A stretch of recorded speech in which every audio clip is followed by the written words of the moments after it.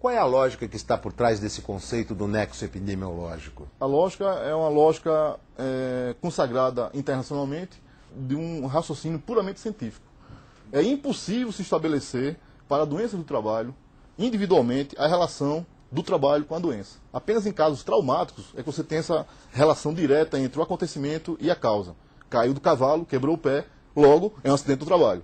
Quando você está diante de uma doença que tem uma distância entre o acontecimento e a causa, você precisa de uma visão coletiva. Enxergar simultaneamente, individualmente, simultaneamente, todo mundo que convive naquele ambiente de trabalho, ou conviveu, se expondo aos mesmos fatores de risco e tendo ou não as mesmas doenças. E aí por que então inverter o ônus da prova? Exatamente a partir desse pressuposto epidemiológico. Como é impossível individualmente provar que é ou não no trabalho, é impossível individualmente a vítima perante o sistema patronal e sistema de concessão de benefícios, INSS, provar que aquela tuberculose se trata do trabalho.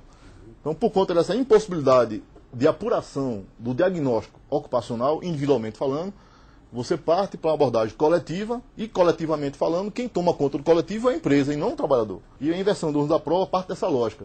Quem detém a informação é a empresa. Quem deve proteger o trabalhador é a empresa.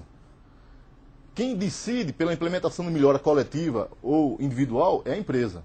Quem contrata é a empresa, quem faz exame médico é a empresa, quem tem o controle, o comando, a decisão e todos os fatores de produção na mão para diminuir ou aumentar a exposição ao trabalhador é a empresa. Portanto, a empresa é que tem condição de dizer que não se trata do trabalho. Essa medida provisória estabelece um princípio. Agora, como é que ela vai ser concretizada na realidade? A medida provisória alterou muito, ela alterou a lógica, ela colocou para a sociedade uma decisão política do nosso governo que foi estruturada, a decisão essa foi referendada, foi levantada, elaborada pela Conferência Nacional do Saúde do Trabalhador.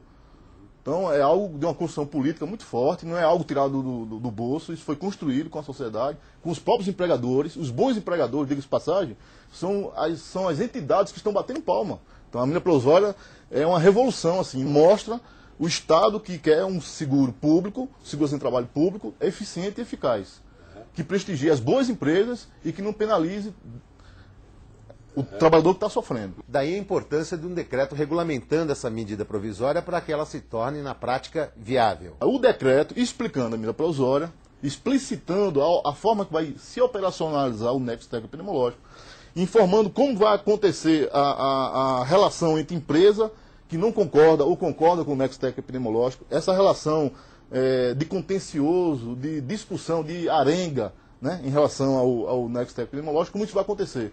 Então ela vai ter direito a impugnar, ela vai ter direito a não concordar com o nexo técnico epidemiológico. O decreto explica isso, como ela vai fazer isso. O próprio decreto diz quais são as doenças ou grupo de doenças relacionadas a que tipo de segmentos econômicos.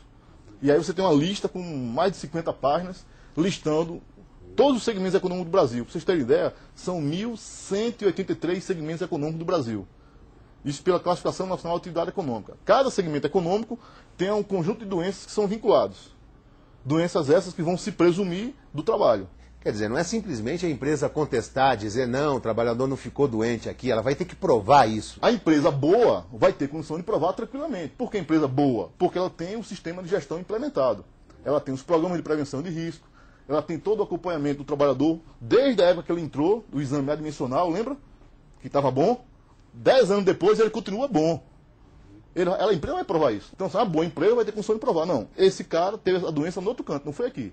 Como é que a empresa prova isso? Mediante o sistema de gestão que ela implementou. Ou seja, prova cabal. A empresa que não se preocupou com o trabalhador, essa não tem como provar nada. Porque ela vai dizer, eu acho, e não tem papel para dizer que acho.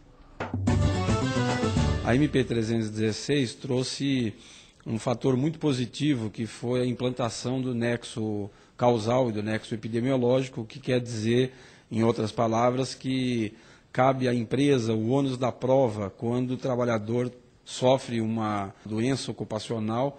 Ela já foi aprovada em várias comissões importantes dentro da Câmara e está previsto a sua votação de emendas na primeira quinzena de dezembro. O que está se tentando tirar com uma das emendas que está sendo discutida é justamente essa necessidade da empresa comprovar e não do trabalhador comprovar a relação entre a doença e o trabalho que ele exerce. Na verdade, é um lobby do setor empresarial que tenta voltar à situação anterior, onde os trabalhadores é que têm que comprovar que as doenças foram adquiridas no trabalho. Nós vamos estar mandando para todos os deputados e deputadas, senadores e senadores, a posição da CUT em relação a isso, com telegramas, com e-mails, forçando, na verdade, a que todos os sindicatos filiados à CUT querem que a emenda seja rejeitada.